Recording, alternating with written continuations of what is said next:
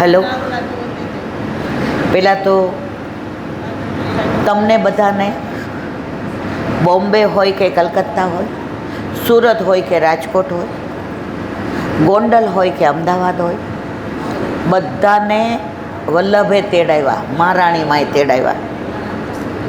જે એના વચનામૃતમાં કહે છે કે વલ્લભ પાસપોર્ટ આપે, વલ્લભ પાસપોર્ટ કરી દે, યમુનાજી વિઝા આપે તો ઠાકોરજીના વ્રજ પરદેશમાં અવાય.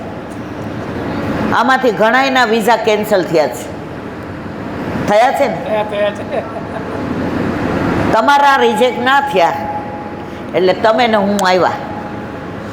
મારા રિજેક્ટ થાય એવા જ હતા, તબિયત નહોતી બરાબર એટલે મારો દીકરો કે બસ હવે બસ. પણ જેને વિઠ્ઠલ નાથ વિચારે રે એને પ્રગટ પદારથ ચારે રે. તમે કાલના બધાય ટ્રેનમાં આવ્યા છો, રાતનો ઉજાગરો છે, થાકીને ઠે થઈ ગયા છે. શારીરિક રીતે બધાને થાક છે, પણ માનસિક રીતે બધાને ઉત્સાહ છે કે અમે વ્રજમાં આવ્યા છીએ.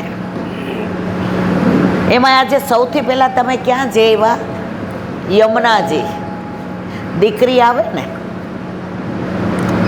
તો બાપ તો બારણે ઊભો હોય, એ રાહ જુએ કે દીકરી અંદર આવે એટલે હું એને ભેટું. માં ત્યાં સુધી રાહ ન જુએ મારા વાલા, એ દોડતી બહાર જાય. થોડીક દુબળી પડી ગઈ હોય એવું લાગે છે. તો આજે યમુનાજી એ પહેલાં આપણને બોલાવ્યા.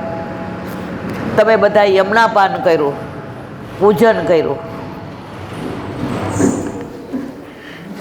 કુંવારાનો મનોરથ કર્યો. કુંવારાના ઘણા બધા અર્થ થાય, વિશેષ અત્યારે નથી કહેતી. કુંવારો, આજે કોનો વારો? આજે આપણા બધાનો વારો આવી ગયો. કારણ તટ કોનો હતો? યમુનાજીનો. વ્રજમાં 3 જ વસ્તુ: તટ, તળેટી અને વલ્લભમાં તન્મયતા. તટ કયો તટ? યમુનાજીનો, જ્યાં તમે બધા જઈ આવ્યા. ગિરિરાજવાળાની તળેટીમાં બેઠા છીએ, તમે દર્શન કરજો. ઉપરથી ગિરિરાજ બાબાના દર્શન કેટલાને થાય છે? કરજો. તો તટ યમુનાજીનો મળી ગયો, ગિરિરાજ બાબાના દર્શન થયા અને બેઠા છીએ તળેટીમાં. અને તન્મયતા કોની? વલ્લભની. આ 3 જેને મળી જાય ને એણે પોતાની જાતને મહાભાગ્યશાળી માનું. યમુનાજીના 41 પદ, એમાં 20મું છે. ભાગ્ય સૌભાગ્ય શ્રી યમુનેજી દે. આપણે અહીંયા આવ્યા એ ભાગ્ય, અને તરત યમુનાજી આપણને બોલાવ્યા અને ગિરિરાજ બાબાએ દર્શન આપ્યા. અને તમે ત્યાં વલ્લભના બેઠકજી જઈ આવ્યા. મારા વાલા, જેને વિઠ્ઠલ નાથ વિચારે રે એને પ્રગટ પદારથ ચારે રે. અને આપણે દિવસે વલ્લભે આપણને કેવો સરસ તિલક કરી દીધો.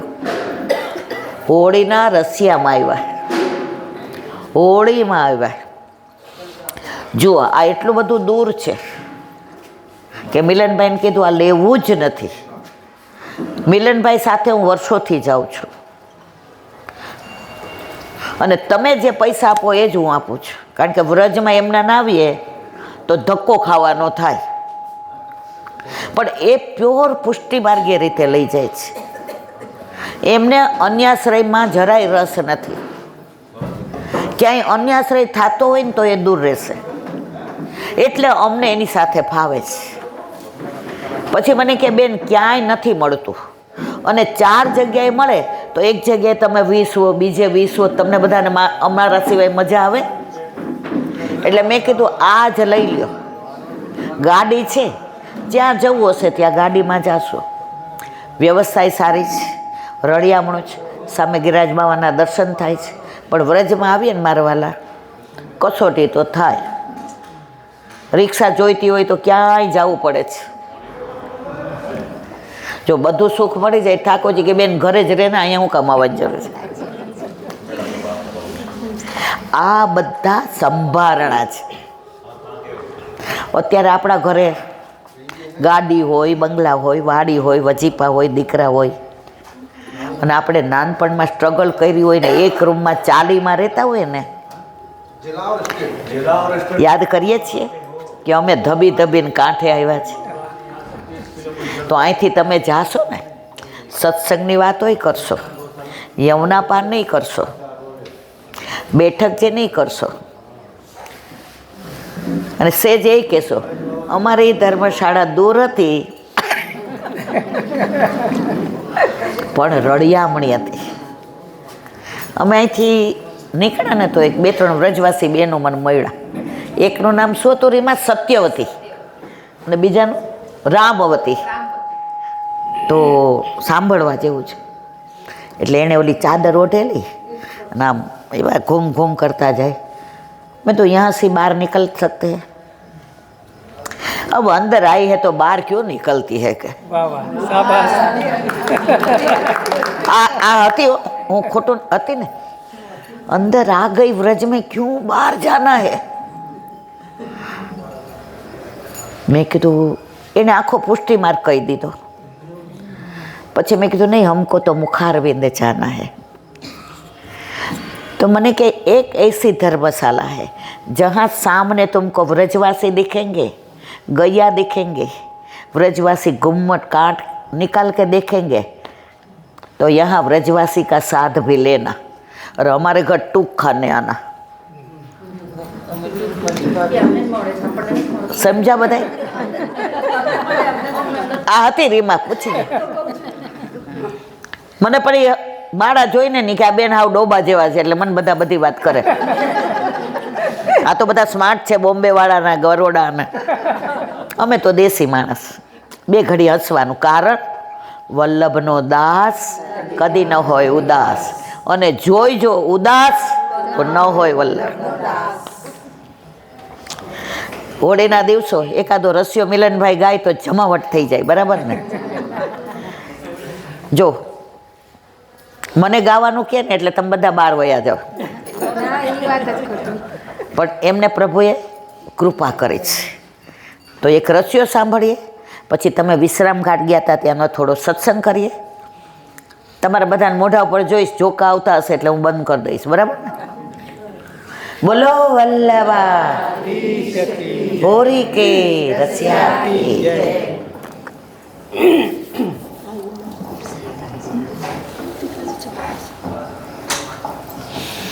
होरी आई रे काना गज के रसिया, होरी आई रे काना गज के रसिया, होरी आई रे काना गज के रसिया, होरी आई रे काना गज के रसिया, होरी आई रे. इतने आई આવી જાઓ યાર, આવી જાઓ.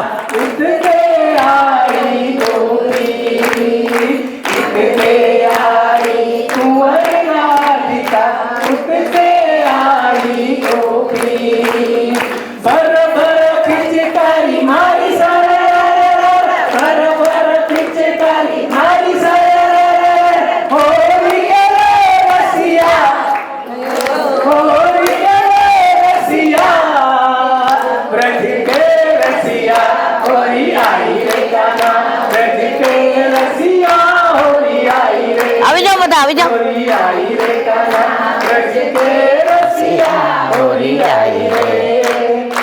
अबीर गुलाल की आँखी छाई, अबीर गुलाल की आँखी छाई, तुम की मचकी च, तुम की मचकी च. ब्रज की नारी गाई बोले, ब्रज की नारी गाई बोले, हर हर हर सिया, हर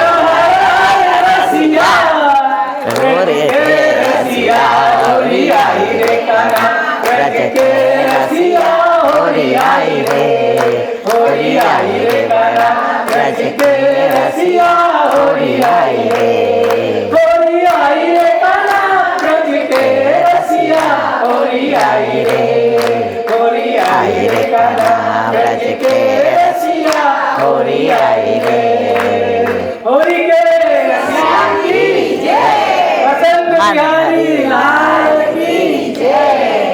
આનંદ પરમાનંદ. વ્રજમાં છે ને ઉંમર આપણે બધા ઘરે મૂકીને આવીએ છીએ. આજે તો 16 વર્ષ જેવો લાગતું હતું. મારે તો પગે નતા દોડવા માંડી. જુઓ, વ્રજમાં આવો ને એટલે તમે તમારા નથી રહેતા, તમે ઠાકોરજીના બની જાઓ છો. એમાંય જેના ઘરે જેના માથે ઠાકોરજી બિરાજતા હોય ને, મને એક ભગવદી એ કહેતા હતા કે લાલાને કહું હાલ ને તારા વ્રજમાં લઈ જા ને. પછી કહું કે આ ભૂલાઈ જાય તો તારું ઘર છે, આ મારાથી ન થાય તો તારું ઘર છે. અમે સવારે ઠાકોરજીને ભોગ ધરાવીએ ને કહીએ બધા ભોગ ભેગા. ઠાકોરજી કે તું બધા ભેગા ખાઈ લેશ? અમે કહીએ આ તારું ઘર છે, તારી ગોપીઓ છે, તારા નંદ બાવા ને યશોદાજી છે, તારા ગિરિરાજ બાવા છે. કંદરામાં તું ફળ આરોગીશ, યમુના કિનારે છાક આરોગીશ. અહીંયા તને બહુ પેટ ભરીને રોગ આવે ને તો ગોપીઓ અમને ખીજાય. એ કે ત્યાં તો લઈ ગઈ છો બધું અરોગાવસ, અહીંયા તો અમારો રહેવા દે. એટલે વ્રજમાં ગોપીનાથ છે. તો અહીંયા જો ઠાકોરજીને લઈ આવો ને, એક વૈષ્ણવ કે હું સવારે એને કહું કે હું કાંઈ ચોકી બોકી નથી લઈ આવવાની, યમુનાજીમાં સ્નાન કરી આવજે. ઓકે,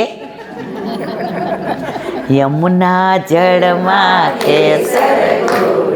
સ્નાન કરાવું શામળા, હળવે હાથે લાડ લડાવું શામળા. મેં કીધું અત્યારે ઠંડુ ના લાગે? મને કે એ ચિંતા યમુનાજીને કરવા દો ને, ઈલાબેન તમારે નથી કરવાની. જો એવો ભાવ છે તો નથી કરવો એને ઠાકોરજી ઓળખે છે. ઘણાને આપણે કહીએ ઠાકોરજી પુષ્ટ કરાવો ને, કેટલા વર્ષ થયા? મને કે હજી તો 58 જ થયા છે. આને 1 વર્ષની દીકરી અપને માથે બિરાજતા સેવ્ય સ્વરૂપ કીજે, જેવું આવે તો એ માથે હાથ મૂકે. ઘરમાં ઠાકોરજી હોય તો આવું શીખે, નહીં તો ઓલા ઇંગ્લિશ પિક્ચરના ગીતો આવતા હોય, શું કરે હું ને તમે જાણીએ છીએ. પણ મને આનંદ એ વાતનો છે મારા વાલા, આ કળિયુગમાં વલ્લભના સિદ્ધાંતો પ્રમાણે કદાચ આપણે નથી રહી શકતા, થોડું આગુ પાછું થતું હશે, પણ વલ્લભને એક જ ચિંતા હતી કે ઘેર ઘેર ઠાકોરજી હોય. અને આજે રોજ જે 50 થી 60 જણા ઠાકોરજી પુષ્ટ કરાવે છે. અને મેં બધાને વિનંતી કરી છે, જેટલા પુષ્ટ કરાવો ને ખાલી મને ફોન કરજો, એટલે હું વલ્લભના કાનમાં કહીશ, વલ્લભ તે ભૂતલ પર પ્રાગટ્ય અમને આપ્યું ને, અમે બીજું તો કશું જ નથી કરી શકતા તારા માટે. તે જ ઉગાડે ચરણે પરિક્રમા કરી 3 વાર, કાંટા ને કાંકરા ને ચાકરા ને ઠંડી ને ગરમી ને વરસાદ, અમે તારા માટે શું કર્યું? વલ્લભનો એક જ મનોરથ હતો, મારા એક વૈષ્ણવના ઘરે ઠાકોરજી હોય. અત્યારે જ્યાં જ્યાં હું જાઉં ને ત્યાં બધાને પૂછું કેટલાના ઘરે ઠાકોરજી બિરાજે છે. પેલા બધા આમ કરતા, રમતા છે, દર્શનિયા છે, ચરણ સ્પર્શિયા છે. ઠાકોરજી આવા ના હોય મારા વાલા. ઠાકોરજી પુષ્ટ થાય ને એટલે પુષ્ટિ પુરુષોત્તમ જ હોય. પછી તમે મિશ્રી ધરાવો છો કે દૂધગર ધરાવો છો કે ફીકું ધરાવો છો કે સખડી, પણ ધીમે ધીમે આગળ વધજો. અહીંયા એક બેન આવ્યા હતા તો મને કે 50 વર્ષથી મારા ઘર ઠાકોરજી શીલાબેન. મેં તો જય શ્રી કૃષ્ણ મારા વાલા વંદન. એ કે મારા સાસુના ઠાકોરજી છે, મારા સાસુને એના સાસુના. મેં તો શું ધરાવો છે? મને કે દૂધ મિશ્રી. મેં તો 50 વર્ષથી તો દૂધ મિશ્રી છે. એણે મને ફોસલાવા જવાબ આપ્યો ને, બધાય સાંભળજો. મને કે દાદીજી સાસુ એ જ ધરાવતા હતા, મારા સાસુ એટલે હું એ જ, આપણે એનાથી આગળ ન વધાઈએ કે. મેં તો ઉભા રહો ઉભા રહો ઉભા રહો ઉભા રહો ઉભા રહો. મેં તમારા સાસુ ક્યાં રહેતા હતી કે ગામડે. મેં તો એને ઓલા નળિયાવાળું મકાન હતું. મને કે હા લે તમને ક્યાં ખબર? મેં તો મને ખબર છે. મેં તો એને ગાયું હતી એ કે હા. મેં તમારા અત્યારે બંગલો છે ને એ બોપલમાં, લે તમને બધી ખબર જો ઈલાબેન. મેં તો ગાડી છે? મને કે ઠાકોરજીની કૃપાથી 3 છે. મેં તમારા સાસુને ગાડું હતું? મને ક્યાં. મેં તો સાસુને ગાડું હતું તમે ગાડી શું કામ લાવ્યા? સમજા કે નહીં? એ નળિયાવાળા મકાનમાં રહેતા હતા તો તમે બંગલો શું કામ લીધો? प्यार नहीं करने का बहाना है. તમે મિસ્ત્રી તમારા સાસુ ધરાવતા એટલે આગળ ન વધાય એવું કોણે કીધું? તમારું છોકરું વર્ષનું થાય પછી ખાતા શીખે કે નહીં મારવાલા? પછી જ્યાં બનાવો તે ઓલા ઝૂંપડાવાળા છે ને એ શરૂઆતથી ડુંગળીને રોટલો ખવડાવો, વર્ષનું થાય ને. મેં જોયું છે. હું પોસ્ટમાં હતી ને તો મેમનગર પોસ્ટ ઓફિસમાં પોસ્ટ માસ્ટર હતી અમદાવાદમાં. ત્યાં સામે છે ને બધા ઝૂંપડા હતા. તો મારે 40 મિનિટની રિસેસ હોય એટલે હું કાઇનેટિક લઈને ઘરે જમવા જાઉં, કારણ કે મારા છોકરાઓને મારે સ્કૂલે મૂકવા જવાના હોય.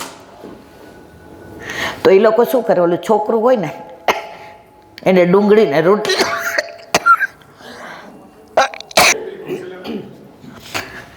એનું છોકરું ડુંગળીને રોટલી ખાવા માંડે 1 વર્ષે. આપણું દાળ ભાત ખાય.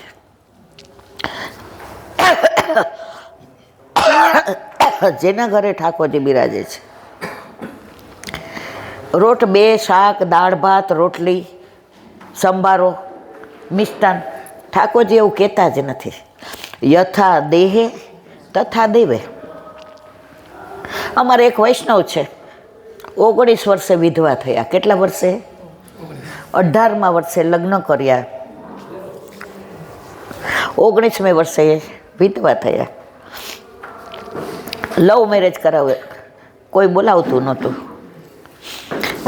1 રૂમ રસોડાનું એનું મકાન હતું. મને કહેલા કે મારે ઠાકોરજી પોસ્ટ કરાવવા છે. મેં 4 દિવસ શું કરીશ? મને કે તમારા ઘરે પધરાવીશ. મેં તો કાંઈ વાંધો નહીં. હવે પૈસા નહોતા, 3 ઘરની રસોઈ કરવા જાય.